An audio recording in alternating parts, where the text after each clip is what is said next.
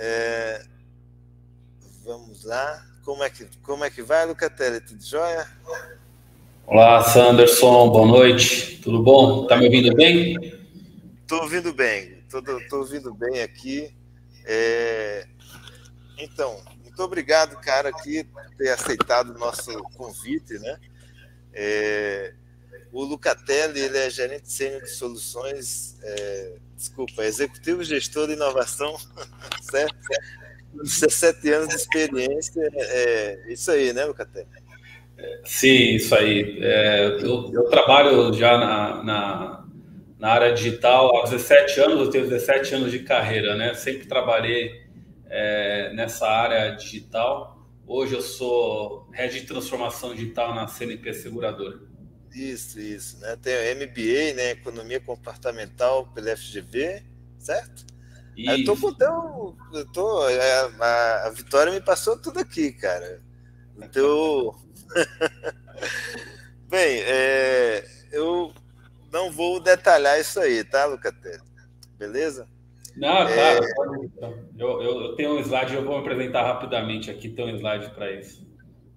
Isso, aí a gente, como hoje, a gente focou muito na questão dos modelos híbridos, né? O Lucatelli vai falar um pouco sobre esse aspecto aí em projetos de TI, né? O que é que funciona, o que é que não funciona, tal, né?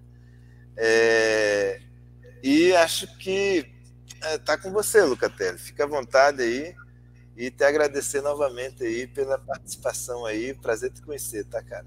Perfeito. Prazer é meu, Sanders. Obrigado pelo convite.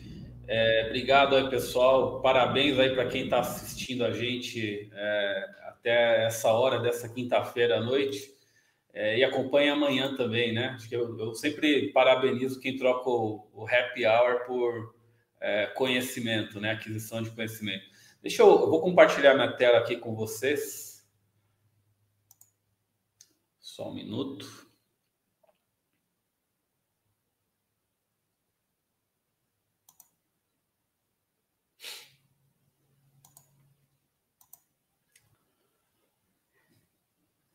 Perfeito.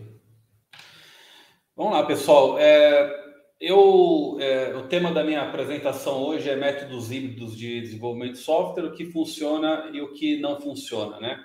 Primeiro de tudo, o que eu queria dizer é que eu sou um ser mais da experiência do que da ciência, né? O que eu trouxe aqui, eu estou longe de querer cravar aquilo que funciona ou não funciona no desenvolvimento de software. Eu estou aqui mais para passar, dividir um pouco de conhecimento baseado na minha experiência lidando com isso, como eu falei no começo, há 17 anos, pouco mais até de 17 anos, trabalhando diretamente com desenvolvimento de software. Necessariamente é importante para todos que estão aqui nos ouvindo saber que desenvolver software necessariamente implica lidar com algo complexo.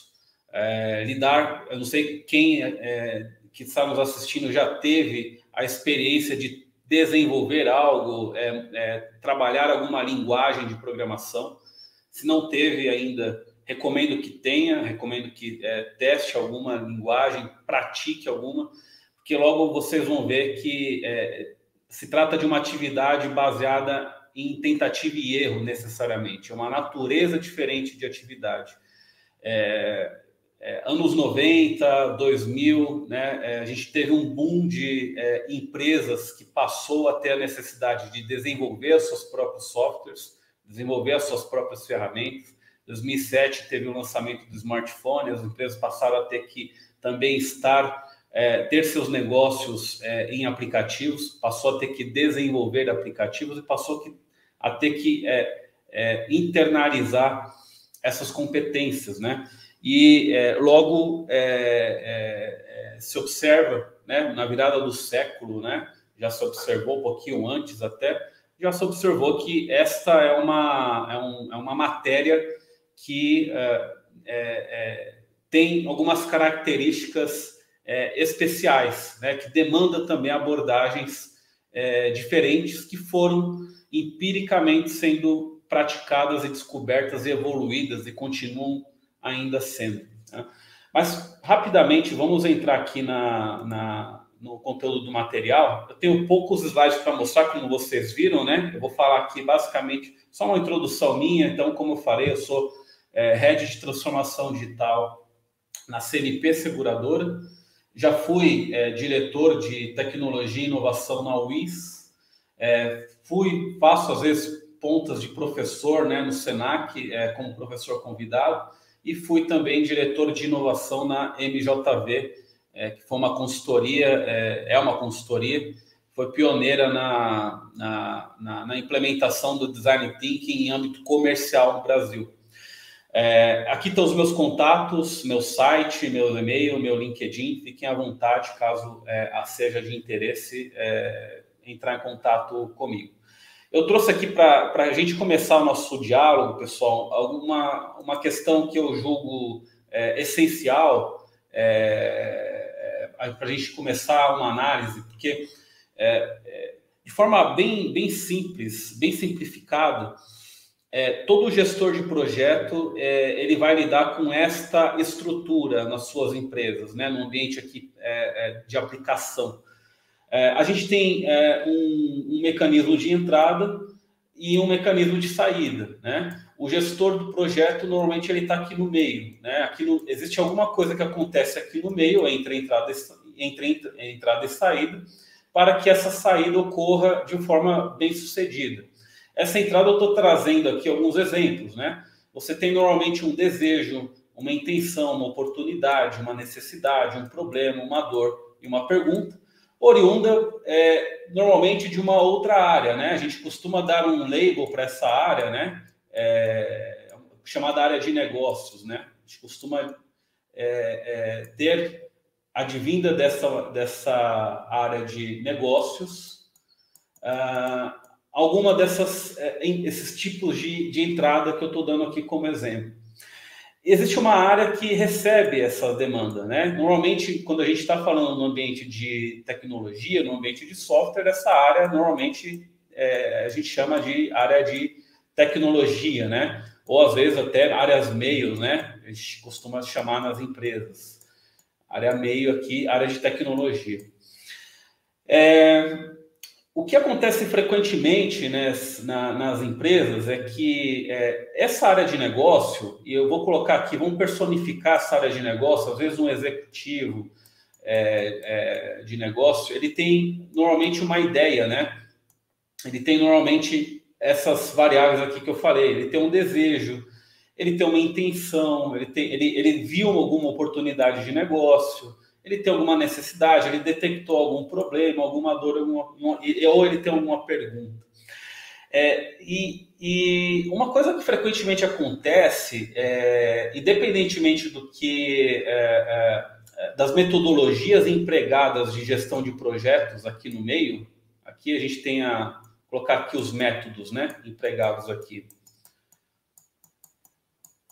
para que seja realizada aqui, de fato, a realização de um desejo, no caso aqui a dualidade intenção e intervenção, oportunidade ou proposição de valor, atendimento a uma necessidade, a solução de um problema, o remédio para uma dor ou a resposta a uma pergunta.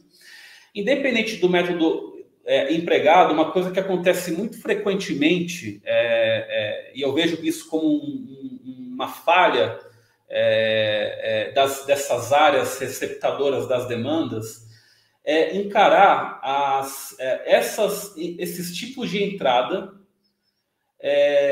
como as premissas do projeto, totais do projeto. Então, você traz essas premissas para dentro do teu processo.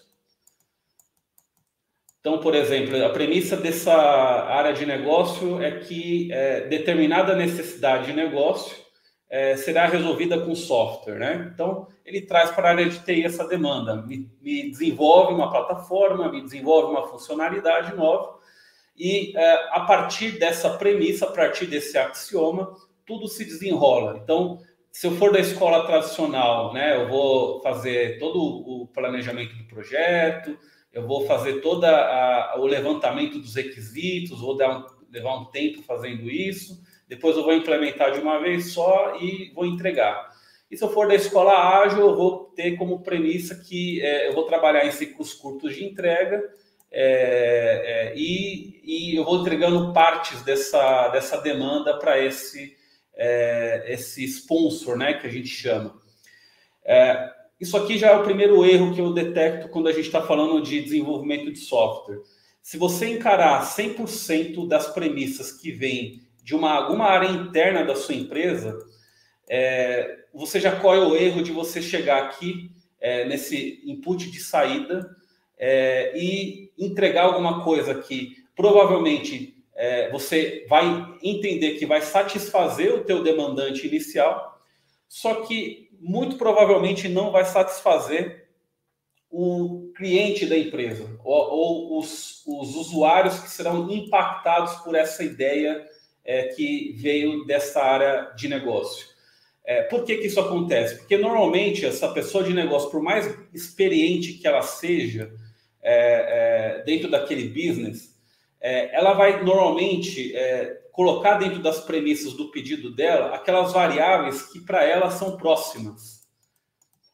O que são essas variáveis próximas? Normalmente é a própria realidade que ele próprio vive, ou de que pessoas próprias a ele vivem, ou até mesmo inspiração de outras empresas, né, ou outros benchmarks que foram feitos, etc, etc. E ele encara que o que ele viu ou que ele experienciou pode ser muito útil para uma pessoa que não é ele, que no caso é o cliente final, né? O usuário que será impactado por aquela ideia que ele tem. E quem está aqui, quem está recebendo essa demanda, muito pouco eu já vi acontecer, acho que 99,9% das vezes, não faz um trabalho de questionar corretamente esse demandante, para entender se realmente foi bem pensado essas premissas que ele está trazendo, ou minimamente planejar no teu projeto, entender minimamente esses stakeholders que serão impactados pela ideia dele. Eu vou dar um exemplo, né? Eu já vi, por exemplo, faz pouco tempo isso, eu estava vendo um relato de uma pessoa que estava nessa pauta ESG, sustentabilidade, né, que muitas empresas estão preocupadas hoje, e justamente, por sinal, preocupadas com o tema da sustentabilidade e inclusão. Uma dos relatos, dos depoimentos que eu ouvi de uma executiva foi que um dos desafios dela era gerar um produto inclusivo, um produto financeiro inclusivo, e para distribuir esse produto inclusivo, eles desenvolveram um aplicativo para isso. Inclusivo, que eu digo, inclusivo baixa renda, né? Pessoas de baixa renda de uma região específica da África. E eles desenvolveram um aplicativo para iPhone, para distribuir esse produto. Depois que eles fizeram todo o investimento para criar um aplicativo, para desenvolver, para testar, enfim, a gente sabe que é caro fazer esse tipo de projeto.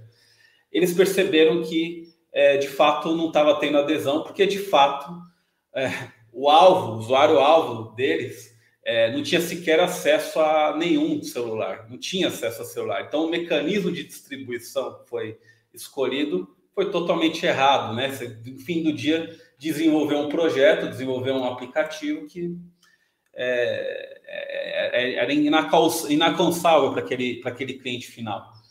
Tenho vários outros exemplos, tive já exemplos de um cliente, um varejista que teve problema com estava tendo problema com a fatura do cartão da loja. As faturas, eles olharam o relatório lá internamente na empresa, eles viram que as faturas não estavam chegando a algumas regiões periféricas de São Paulo. E outros estados brasileiros. E a premissa dessa área de negócio era que a fatura não chegava em algumas regiões porque os correios não levavam, porque de fato eram regiões classificadas como áreas de risco, então o correio não chegava lá para entregar as faturas para as pessoas.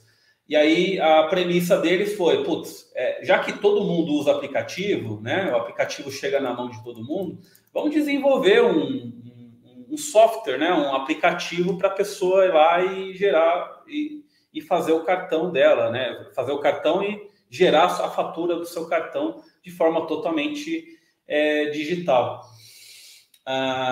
O resto dessa história eu vou contar no outro slide, mas sinaliza que no fim do dia essa premissa ela estava errada, não ia resolver o problema de fato, mas o que muitas vezes acontece é isso, né?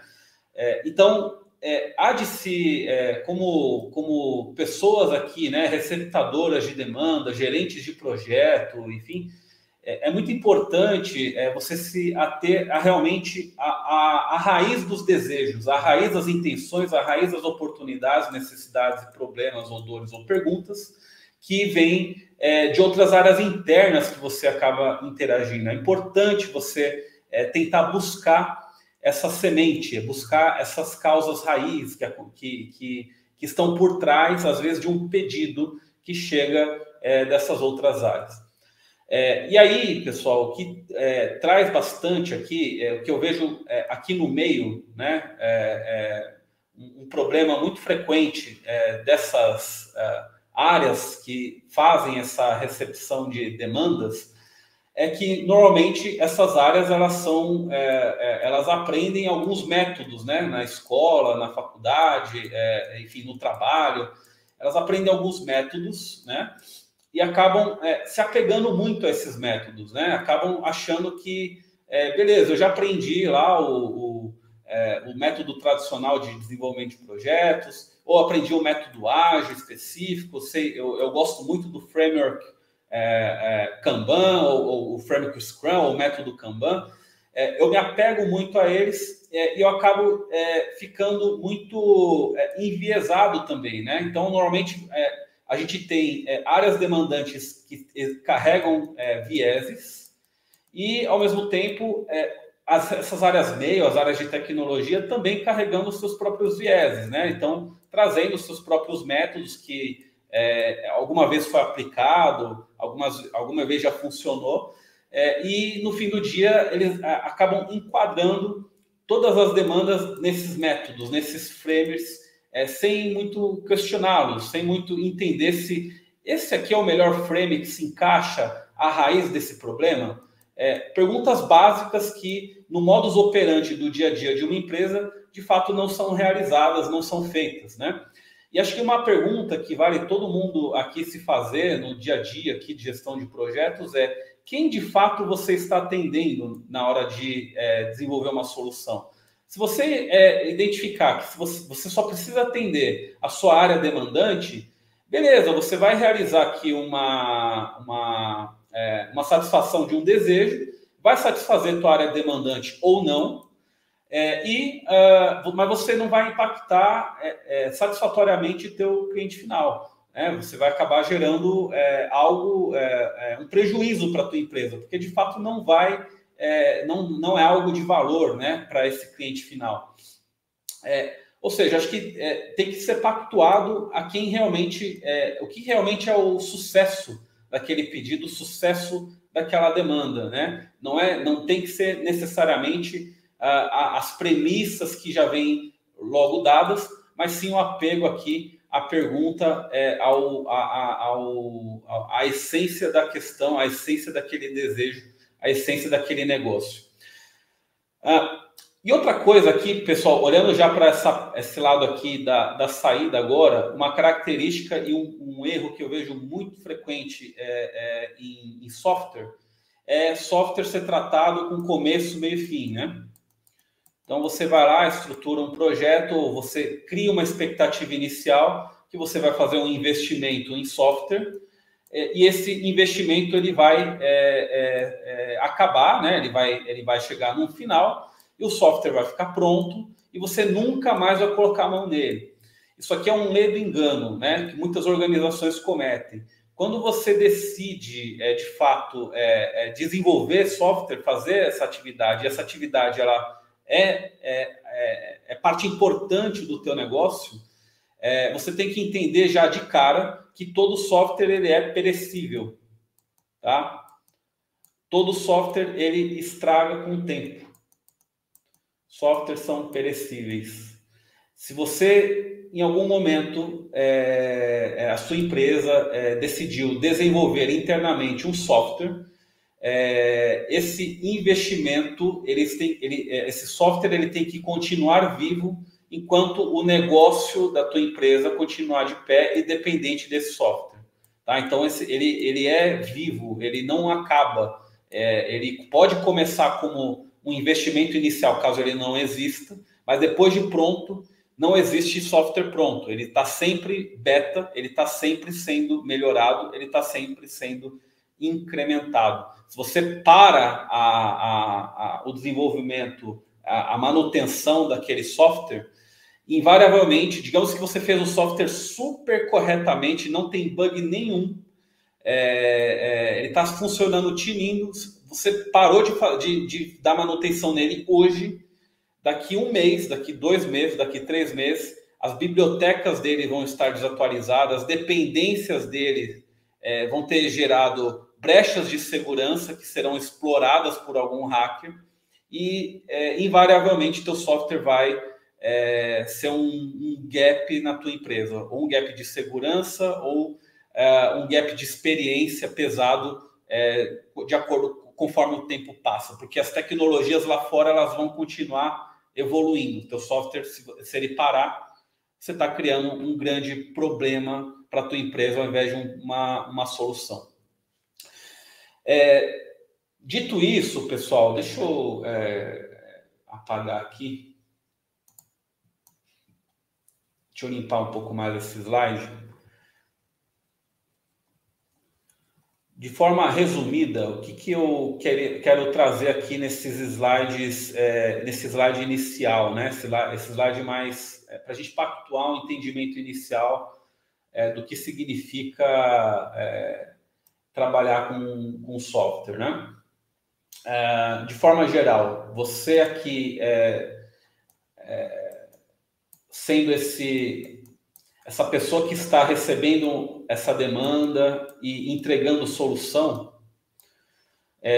aqui dentro a gente tem métodos, né? Métodos a serem empregados.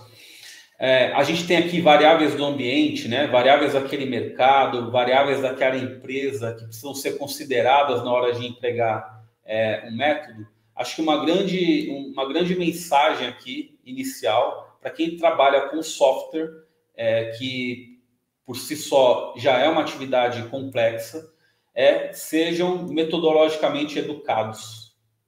Educação aqui é chave, repertório metodológico.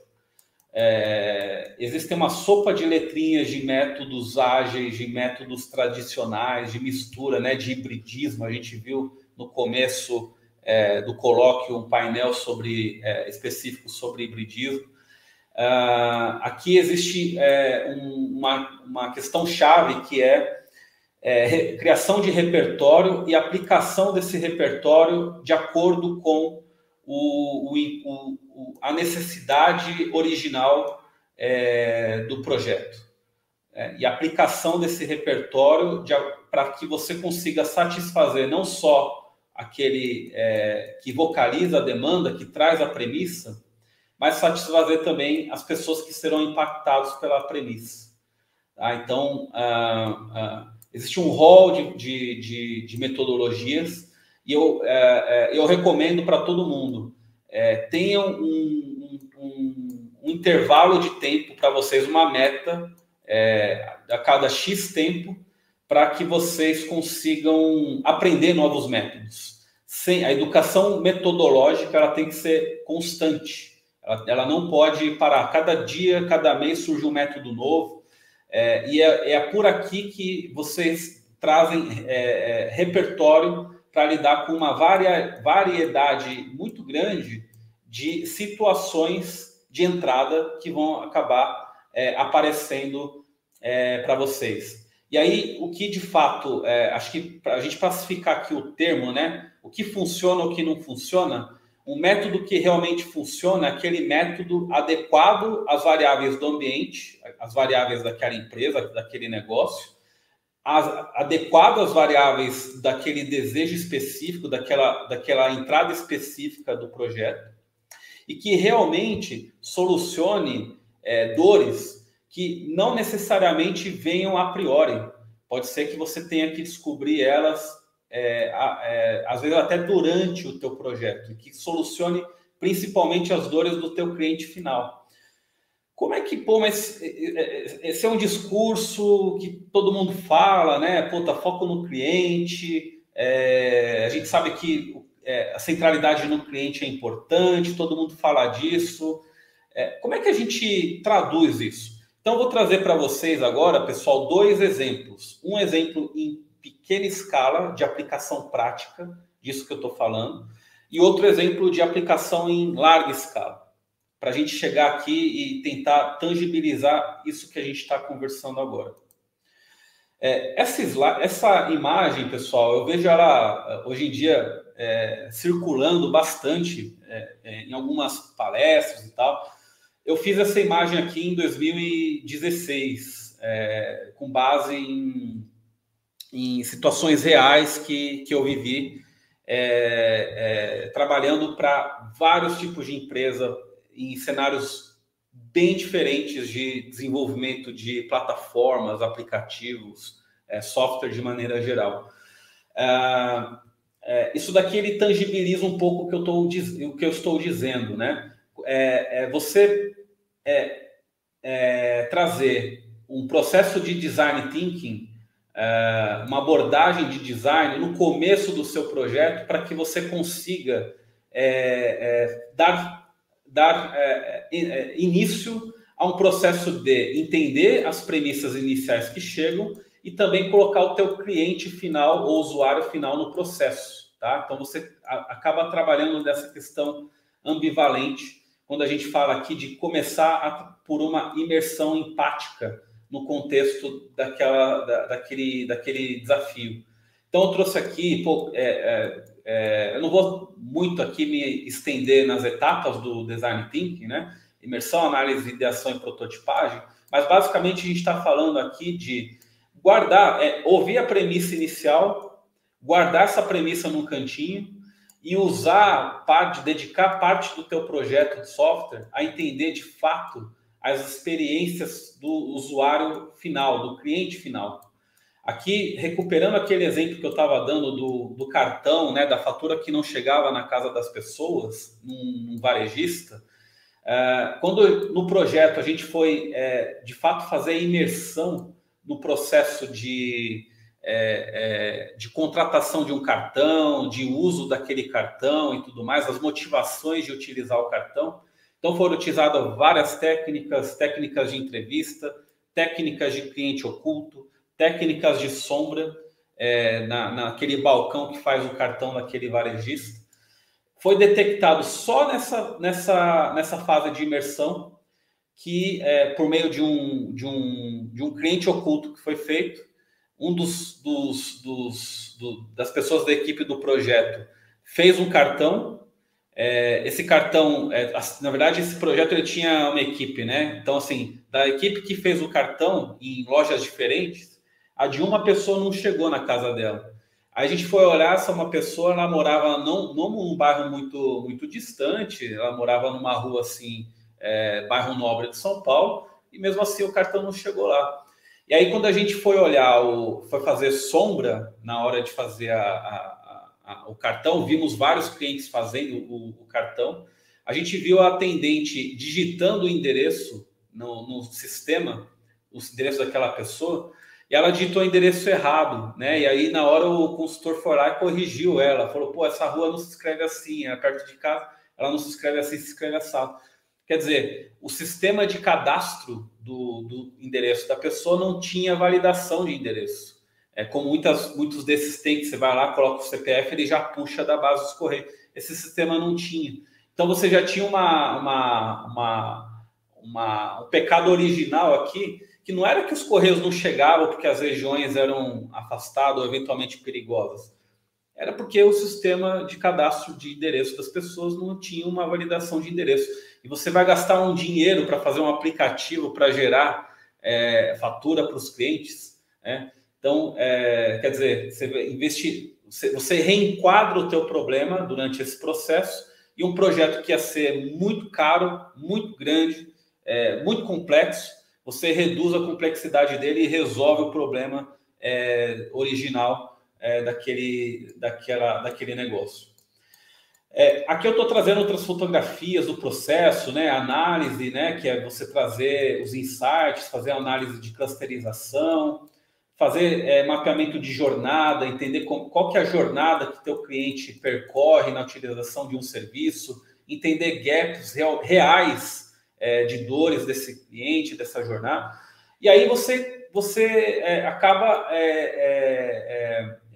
misturando, né? A premissa inicial que a sensibilidade do teu sponsor de negócio trouxe com aquilo que realmente acontece na vida real dessas pessoas, da experiência daquelas pessoas em contato com aquele serviço.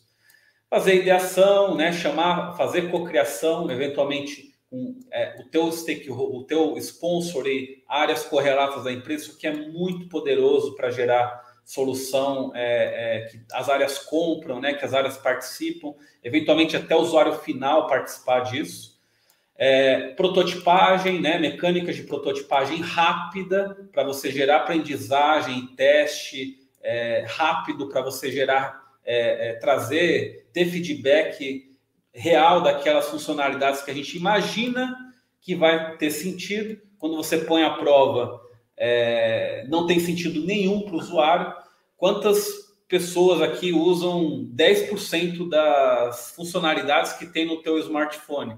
Duvido que todo mundo usa 100% das funcionalidades. Então, é muito natural em projeto de software todo mundo colocar feature.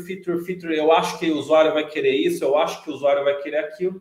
Não, quando você traz um processo como esse para dentro do teu projeto de software, você acaba sendo lean de fato. Você acaba priorizando aquilo que realmente o usuário vê valor, não porque ele falou que tem valor, mas porque você colocou à prova, testou, viu ele utilizando e obteve resultados da tua observação. Isso tudo vira backlog. Backlog a gente gosta de trabalhar com coisas pequenas, priorizadas. Você delimita um tempo para essas sprints acontecerem, até 30 dias, de uma semana a 4 semanas no máximo. Você delimita um tempo para isso, e aí você tem o software sendo desenvolvido de forma incremental. Então, esse aqui é um exemplo de hibridismo utilizando o design e o Scrum. Isso aqui é uma das formas de você usar o design upfront e o Scrum depois. Você consegue colocar processo de design thinking também dentro do Scrum Framework durante o desenvolvimento do teu projeto Scrum. Se você escolheu o Scrum como framework para um projeto ágil, né? Eu acho que para começar ele é bem didático, né? Para entender. Aqui tem algumas fotos, né? De exemplo, né? De como esse backlog se dá numa distribuição de um Kanban, teste de usabilidade sendo feito aqui com o usuário. Essa aqui é o famoso planning poker, ou seja, aqui também tem algumas premissas de gestão de um projeto de software, que é a seguinte: você traz um empoderamento para as pessoas, né? Para o time de desenvolvimento, né? Então, as estimativas, aquilo que tem que ser feito, como deve ser feito aquele backlog priorizado, isso aqui é uma decisão de time, né? E esse time vai crescendo conforme as sprints vão acontecendo. Você entra numa ascendente de sinergia, de velocidade, porque o time passa a se conhecer melhor, o time passa a se entender, o time vai se conhecendo e vai descobrindo maneiras rápidas de resolver certos problemas e tal.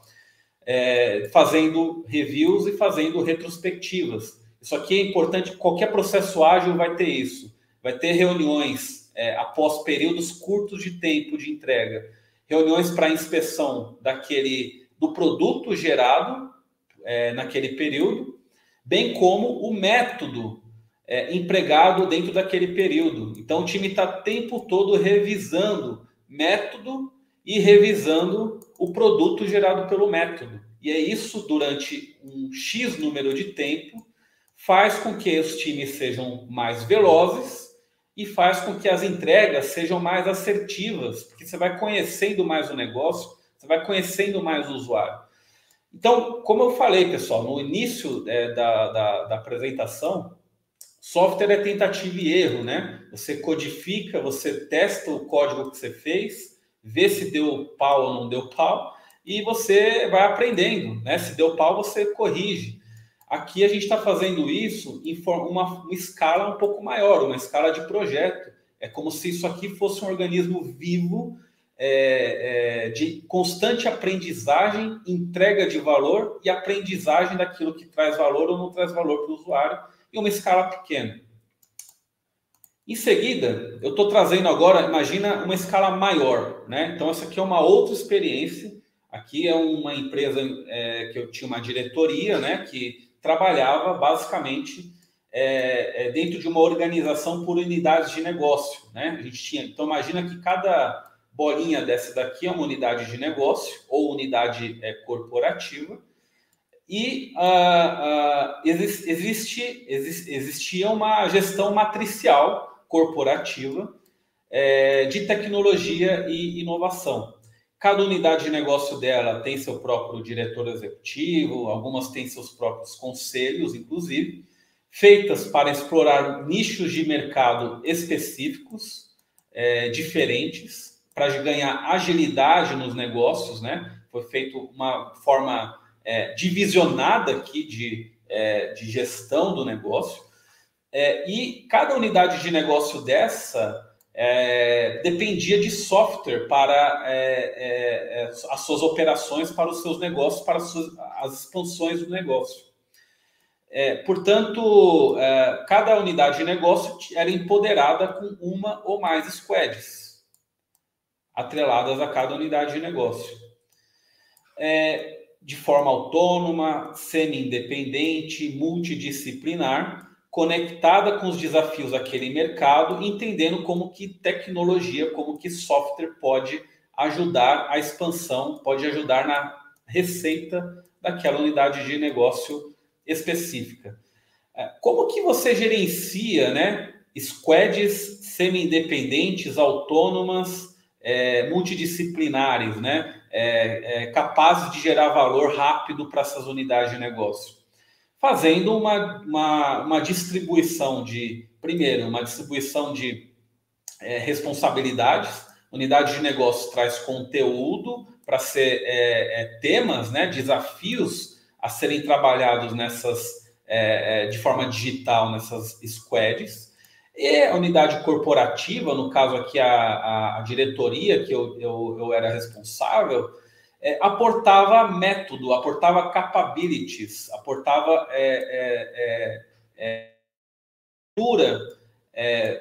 substância para essas squads aqui funcionarem em sua plenitude. Qualquer movimento de agilidade, pessoal, para agilidade acontecer bem numa empresa, em termos de desenvolvimento de software, né? E até mesmo em termos de business agility, você precisa de algumas bases, você precisa de algumas causas.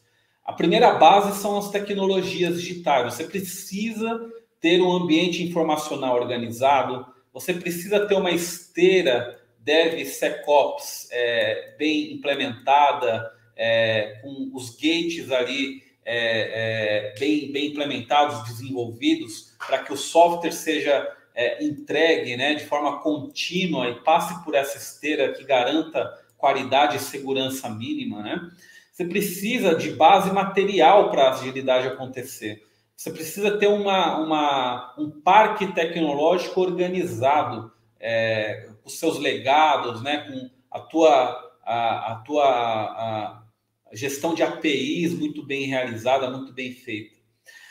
Você precisa também ter um pilar de métodos e técnicas escaláveis, né? Então, pensado aqui, quais métodos e técnicas ágeis serão empregadas? É método de design? É método Kanban? Enfim, que métodos e técnicas são essas, né? Quais são as bases para isso ser disseminado, né, de forma descentralizada? Pessoas felizes, autônomas, pessoas accountables, ter uma gestão de pessoas aqui especial, né, que realmente se conecte com seus desejos, que conecte com suas capacidades, um cuidado, um carinho muito grande aqui para evolução contínua dessas pessoas, aprendizagem dessas pessoas e conexão direta com o propósito de negócio. Acontece muito em muitas organizações, uma hierarquia às vezes tão rígida, né? Uma distância tão grande entre a alta administração e a base da pirâmide, que muitas vezes a base nem sabe quais são as prioridades daquela empresa, né? Qual que é a preocupação? Às vezes não sabe nem quais são todas as vertentes de negócio que aquela empresa tem. Para um processo ágil acontecer, você tem que gerar mecanismos para aproximar isso aqui cada vez mais. As pessoas da base que são criativas, né, que têm conhecimento para empregar naquele negócio digital, elas têm que se aproximar desse propósito, elas têm que para que ela consiga contribuir de alguma forma e se conectar com aquele desafio de uma forma autônoma e engajada. Esse slide aqui mostra como que funcionava, né, essa esteira metodológica, né? Então, aqui a gente tem a unidade de negócio, aqui a unidade corporativa, a diretoria.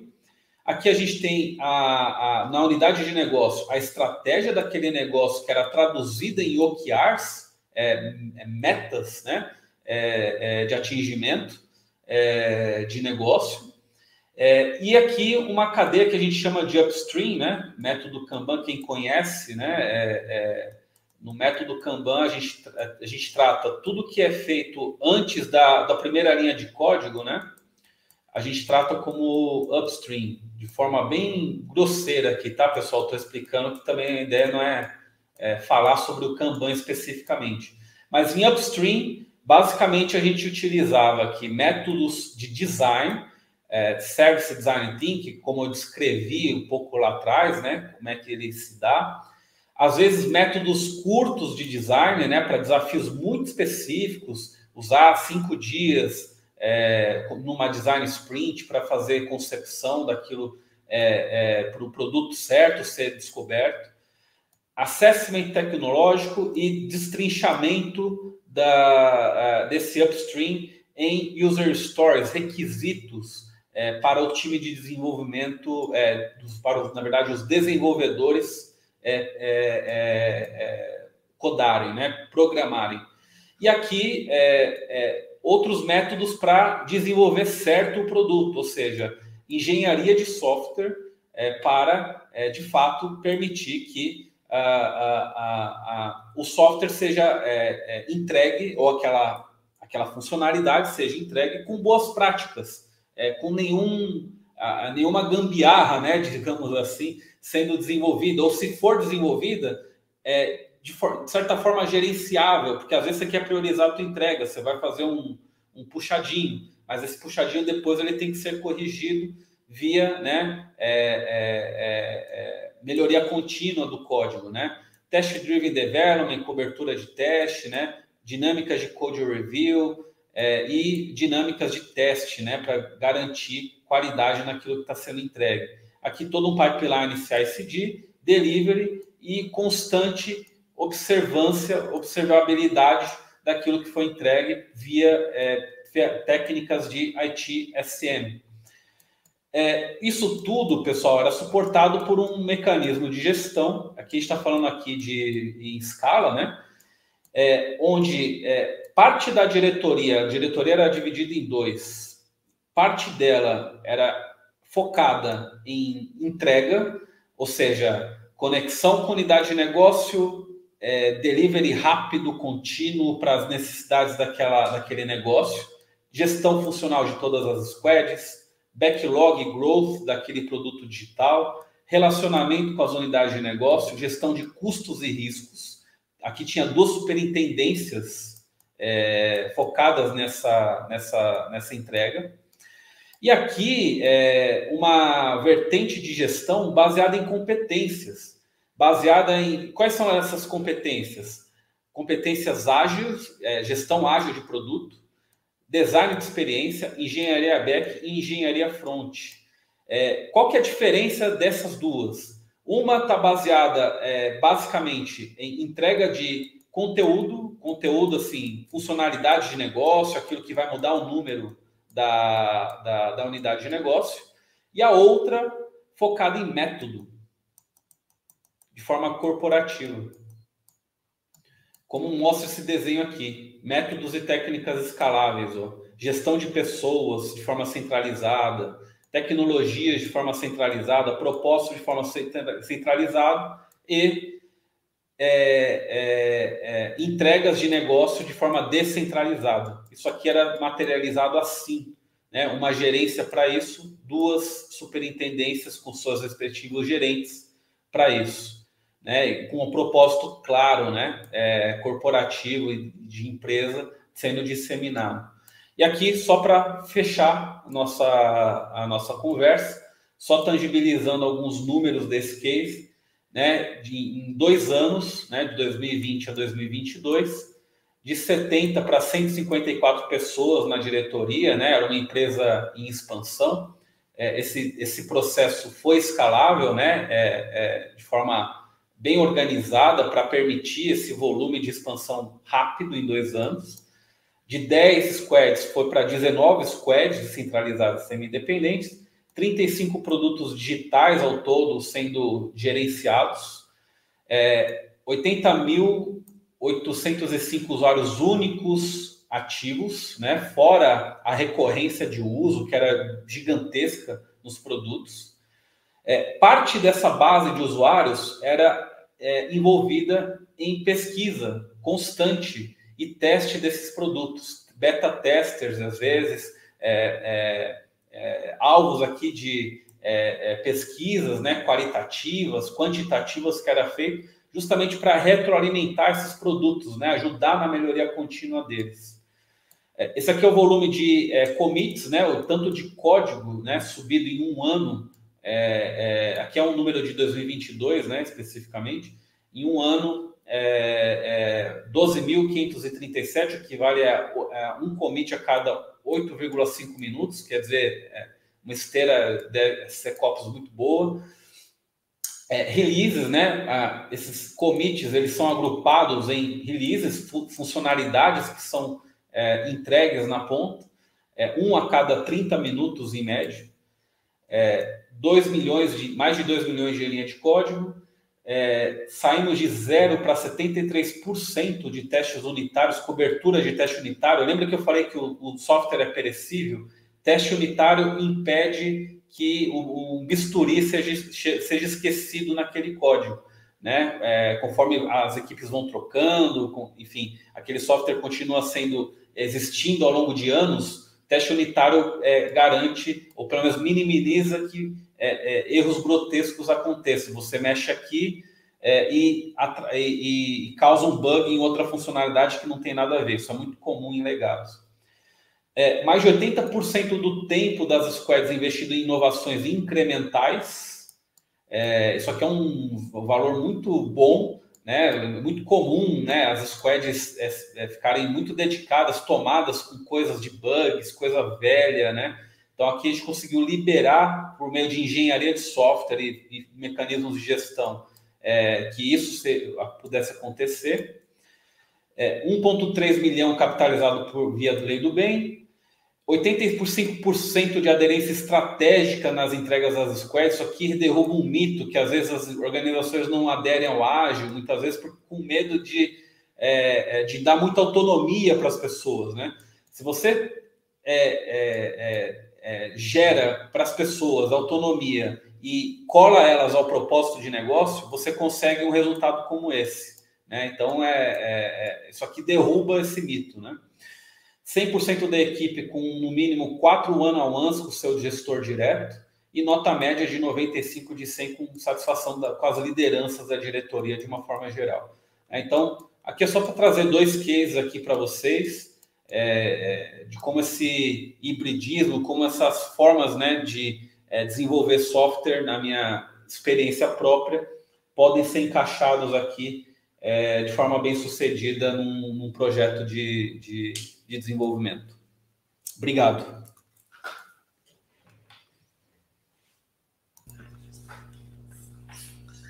Ô, Locatelli, eu conhecia que o Daniel conhecia, o pessoal que trabalhava com o Daniel também, eu sabia mais ou menos que ia ser muito bom. O Matheus eu conhecia também, né? Muito bom. Legal. Cara, você foi uma surpresa, assim, muito boa, cara, fantástico, adorei aqui, aprendi bastante, vi aqui como que estrutura isso, eu nunca tinha visto, entendeu? Essa forma de estruturação, né? Do design thinking, e ágil juntos aí no processo, né? Bem, tem algumas perguntas aqui, né? Estou sempre impressionado aqui pela Vitória, você conhece ela? Bem, deixa eu... Assim, muita gente aqui, o pessoal comentando, parabéns e tal. O Diego, que é professor de software aqui, fala, manutenção acaba sendo a maior parte da arte do ciclo de vida de software. Né? Verdade. Já tem uma poesia aí e tal.